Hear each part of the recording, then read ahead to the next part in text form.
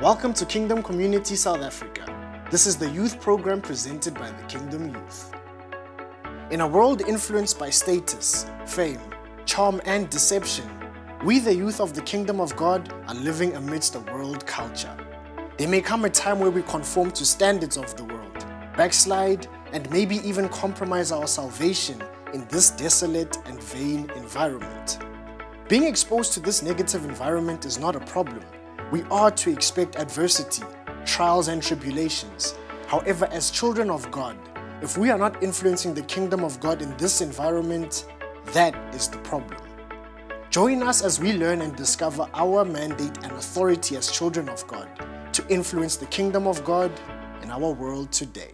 Good evening, ambassadors. My name is Ambassador Desire, and I would like to welcome you on our Friday youth sessions. Today we're going to have Ambassador Musa continuing with what we have discussed last week. I would like you guys to help me welcome Ambassador Musa, and I hope you enjoyed the session. Good evening, ambassadors. Thank you, Ambassador Desire, for welcoming me. We are back at it again, still talking about few things in metric and even after metric, looking at how can you try to make it better. Even if you failed or even if you passed, we want to make sure that you succeed.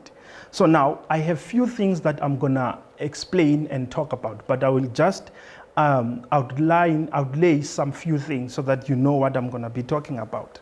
Few principles that are from the Bible that I will talk about. Also, the things that I experienced during the time in metric and even after metric. So now here, it's something that will be personal to me, something that I learned, and few things that I have to take a lesson from. And I don't want you to go through the same thing that I went through. Okay, now let's go straight to Proverbs 18. Reading straight to verse 14. When you read with the easy reading version, it reads like this: a good attitude will support you when you are sick, but if you give up, nothing can help you. Now, let's talk about this. These verses are not verses that are religious. These verses are verses that are applicable in your life. For instance, the person who wrote these verses is the person who used this knowledge and wisdom in his life, and it worked. So now listen to what he's saying. He's talking about something that we don't talk about. We're thinking that attitude is what usually teachers are saying. When you have a bad attitude. No, not really.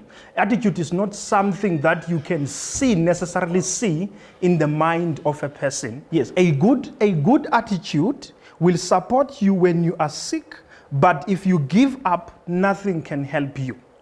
So now, we want to talk about attitude. We usually know and understand that attitude, it is something actually that you cannot necessarily see, because what you've mislearned, or it was a misconception of the term in school, is that when the teacher is saying to you, you are having a bad attitude, actually he or she is not necessarily talking about the attitude of how you behave. It's not the behavior necessarily. Because attitude is the first initial stage of attitude. It is embedded in your mind, the way you think about the situations that you are going through. So now this person who wrote these verses is telling us that attitude will even support you in times of sickness, not necessarily sickness in your body, but when the things or situations are against you. But if you have good attitude, you will see some things as some opportunity so that you can be successful. That is the first thing that you need to tackle in metric, even after metric.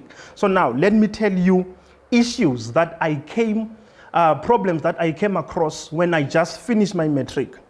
I'm not necessarily going to tell you my results, but I'm going to tell you that I got I got bachelor and some good results, level 6. I don't have level 3, it's okay. But I'm trying to tell you that you can pass well in metric, but still come across with challenges. So passing well does not mean you owe goodness to come to you. because life can change situations even if you pass with distinctions. So I passed with a distinction in my home language, and I passed with level 6, level 5. The only level 4 I have is mathematics. Now listen, I applied late. I applied in KZN for CAO. Some of us know that office. Then CAO, they didn't take me. So what I had to do now is to do late applications in TUT. Now listen, this is after matric. So now what I did is to take my bags. I'm not going to tell you the legal details of it, but I have to take my bags same time, go to Pretoria. Number one, I don't know anyone. I don't have a place to stay. I don't have even money that I can even have to rent a proper room. I'm going in the central part of Pretoria. So I have to take my bags and go to Pretoria for late application in TUT. So here what happens. Now, remember previously, I did talk about some few things that you need to handle. Number one, because you are applying late does not mean that you have to take any course. I'm talking about a person who is full of purpose, understand what she or needs to do. So if you know what you need to be a doctor, there should be something else that you do, but you must know that you're going to go back to what you need to do. So I went back to Pretoria. Now, I wanted to be a doctor by then, and I had a problem of not knowing what I wanted to do actually, probably even in grade 11. So you must not make that mistake of not knowing what you want to do with your life while you are still actually in grade 10 to go back, so that it can be easy for you to even choose the choices of subjects that you take in high school. So now I'm in TUT, I have to apply, so listen to what is happening. That's how life functions if you not work your principles proper. So I'm late, and you know how are the lines in these universities when you are applying. I'm late, I slept outside for days because the line is longer. I have to wake up, sleep under the trees, and wake up there and go to the line again every morning until I went in. Now listen, I put my statement results, by that time in the desk, and I say, okay, let me choose any course that is gonna fit, or maybe there are no people that are in, or no students that are enough. And then I chose some other course that I'm not gonna mention. And then this person looked at me and says, "Sir, you don't qualify for this course." I mean, I got frustrated because I have 6s and 5s and 7s in my certificate. And then I went out because I didn't know how to speak. And you know, I'm from rural areas, even my English was not good, to understand. So now I went outside. I have to go through the office, to the departments. I left the building where they apply, and I went straight to the departments. So now going to the departments, that's when I got my agriculture. I did the agriculture, and then because purpose will always call you. Purpose will always call you back. It didn't go successfully. I have to drop that course because I finished my matric in 2013. 2014 I did agriculture. 2015 I dropped because of the finances. And then I have to drop. And then I came to VETS for my teaching degree that I have now. So when I started there also, the bursary was not there. So now, how does this apply to you before I even continue with VETS? This applies with you like this.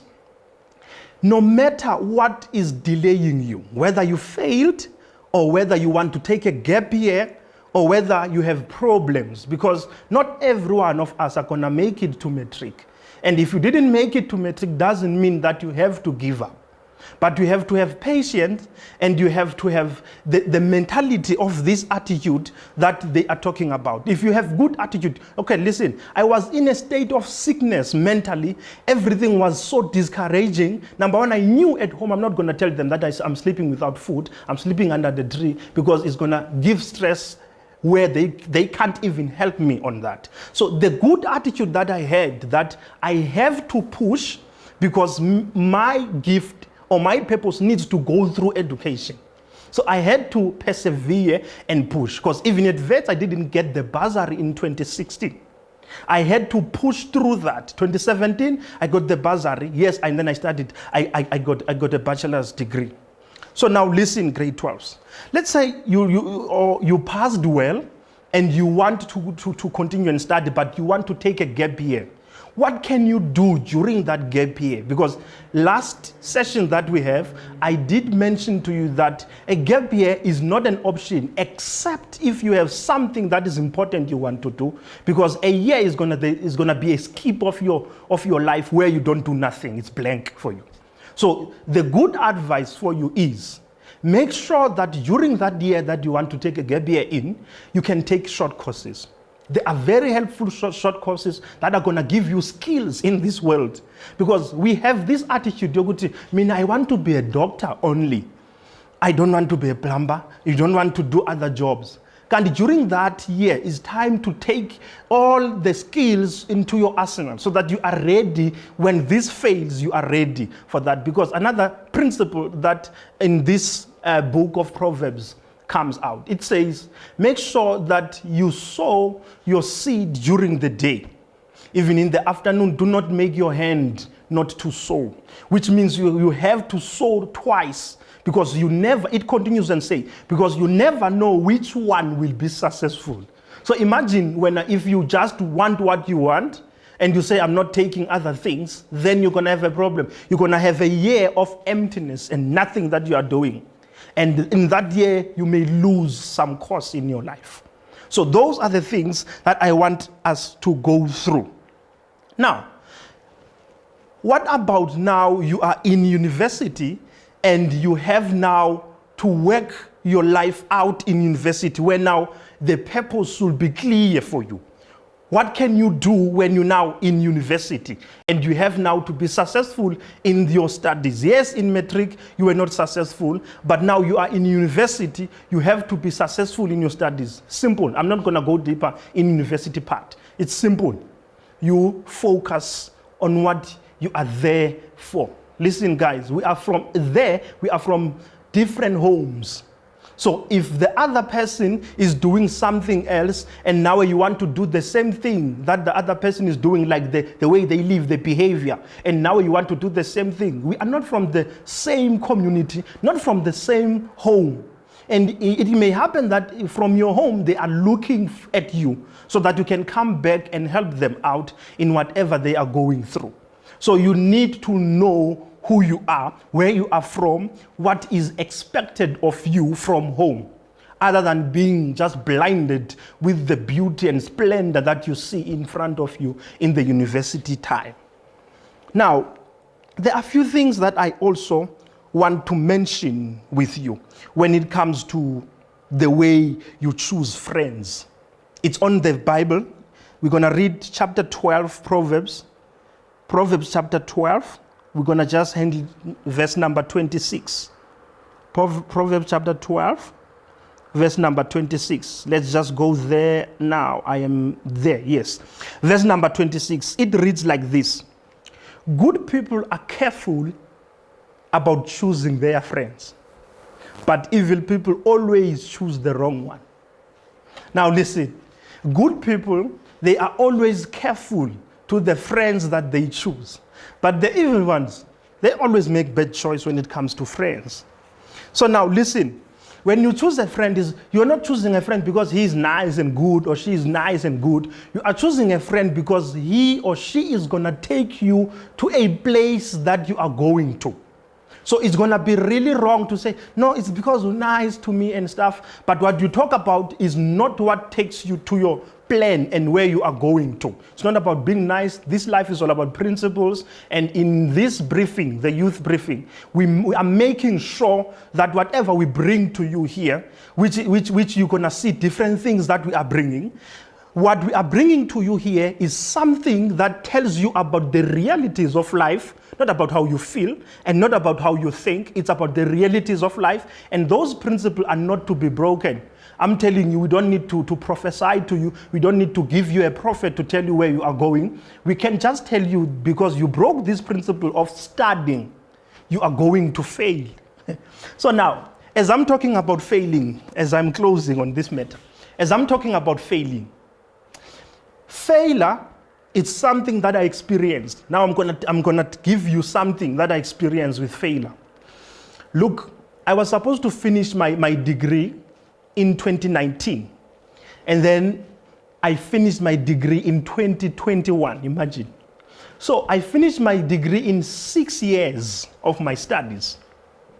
So now you'll ask yourself, what made that be possible? When you look at me, maybe judging from what you are seeing is the person who is straightforward. It doesn't mean how you live. It doesn't mean whether you are disciplined. If you don't do some things right, you're gonna fail, and you can fail even 100 times.